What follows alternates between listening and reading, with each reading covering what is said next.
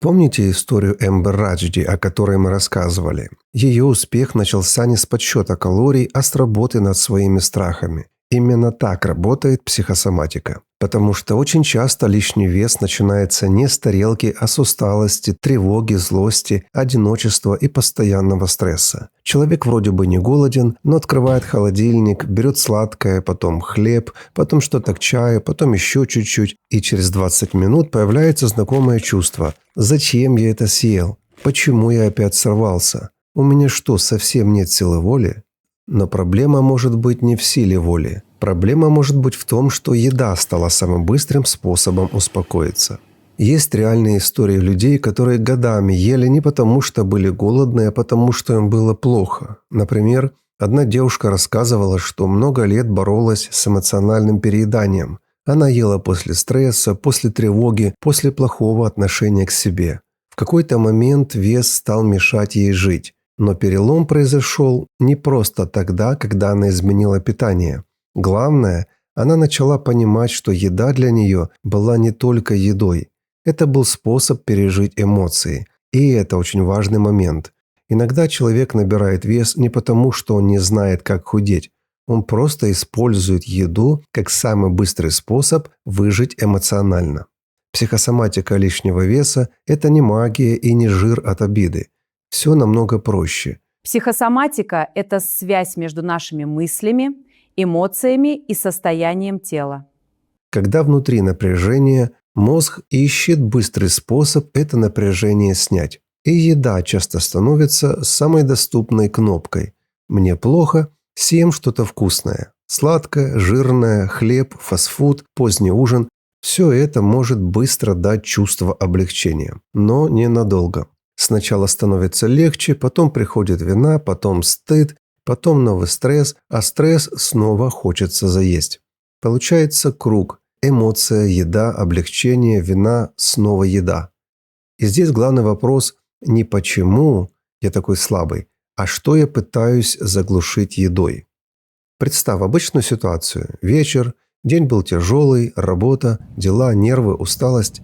Ты уже ужинал, но ближе к ночи снова идешь на кухню. Открываешь холодильник, закрываешь, потом снова открываешь. Вроде бы ничего конкретного не хочешь, но хочется чего-нибудь.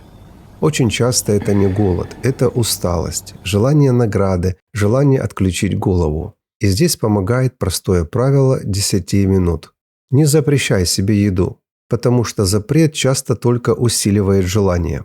Просто скажи себе: я могу это съесть, но сначала подожду 10 минут. За эти 10 минут спроси себя: я реально голоден или я устал? Что произошло перед тем, как меня потянуло к холодильнику? Я хочу еды или отдыха? Если через 10 минут ты все еще хочешь есть, поешь спокойно. Но очень часто желание становится слабее. Не потому, что ты себя победил, а потому, что ты, наконец, заметил настоящую причину. Есть хороший пример мужчины, который много лет боролся с весом и пробовал разные диеты.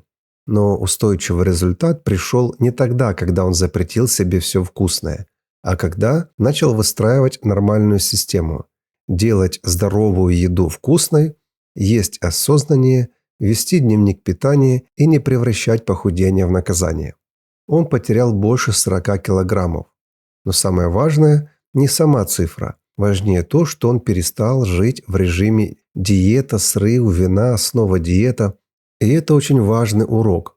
Если твой план похудения похож на наказание, мозг рано или поздно устроит бунт.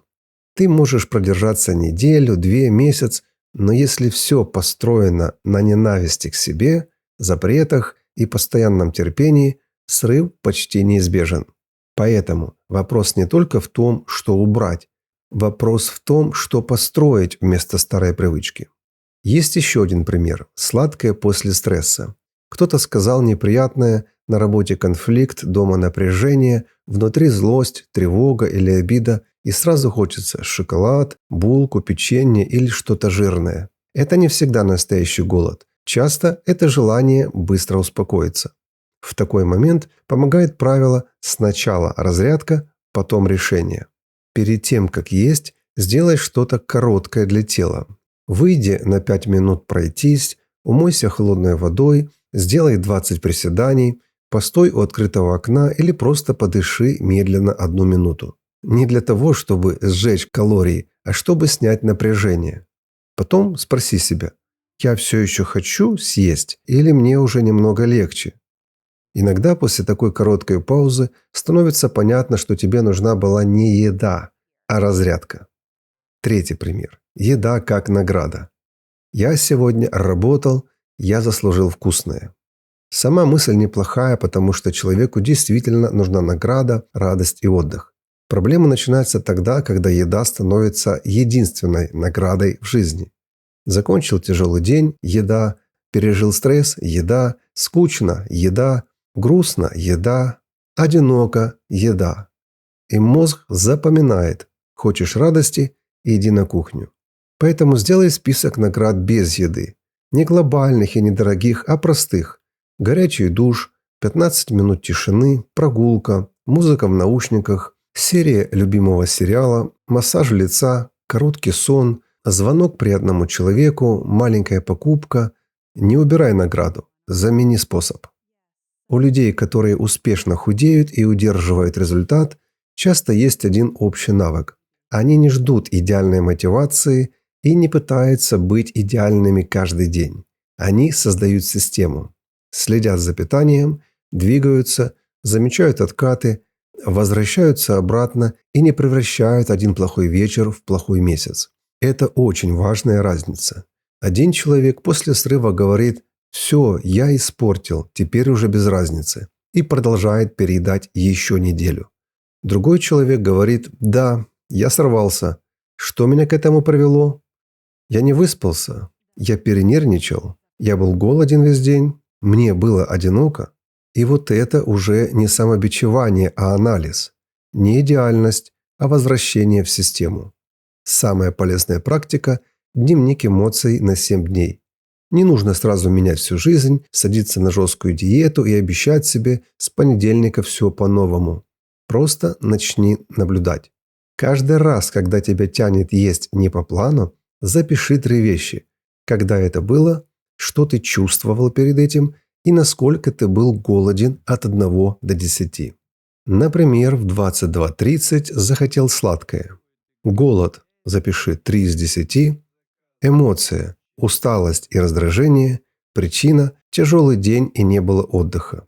И сразу видно, это был не настоящий голод, это была усталость.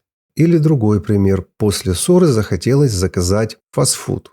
Голод – 4 из 10. Эмоция – злость и обида. Значит, еда здесь была не едой. Она была способом не чувствовать обиду. Через неделю такого наблюдения ты можешь увидеть свои главные триггеры. Может оказаться, что ты переедаешь не всегда, а в некоторых ситуациях. Вечером, после недосыпа, после ссоры, после тяжелого дня, когда скучно, когда тревожно или когда чувствуешь одиночество. И это уже начало контроля. Потому что пока ты думаешь «я просто слабый», ты ничего не можешь изменить. Но когда ты видишь конкретный триггер, у тебя появляется выбор. Если я знаю, что переедаю вечером от усталости, значит мне нужен не запрет на еду, а нормальный вечерний способ восстановления. Если я знаю, что ем после ссор, значит мне нужно научиться разряжать злость и обиду иначе. Если я знаю, что ем от одиночества, значит мне нужно не ругать себя, а искать живое тепло, контакт, поддержку. И последнее. Почти во всех успешных историях людей, которые справились с лишним весом, есть один общий момент. Они не стали идеальными. Они все еще иногда устают, иногда хотят сладкого, иногда срываются. Но раньше схема была такая: я сорвался, все пропало. А потом она меняется. Я сорвался, значит, надо понять, что меня к этому привело. Это огромная разница. Потому что срыв – это не доказательство, что ты слабый. Срыв – это подсказка, где твой триггер.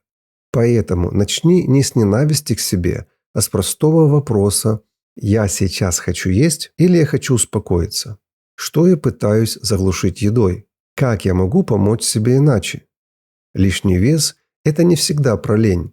Иногда это про стресс, усталость, одиночество и привычку спасать себя едой. Но если привычка сформировалась, значит, ее можно и заменить. Не за один день, не через наказание, а через наблюдение, систему и нормальное отношение к себе. Не запрещай, а наблюдай. Не уничтожай себя за срыв, а ищи причину. Не спрашивай только, что мне нельзя есть, спроси, что мне на самом деле нужно. Потому что, когда ты понимаешь причину, у тебя появляется выбор. А с выбора и начинается изменение. Прямо сейчас напишите в комментариях одно слово, какую эмоцию вы чаще всего заедаете. Тревогу, скуку или усталость. Давайте поддержим друг друга в этом обсуждении.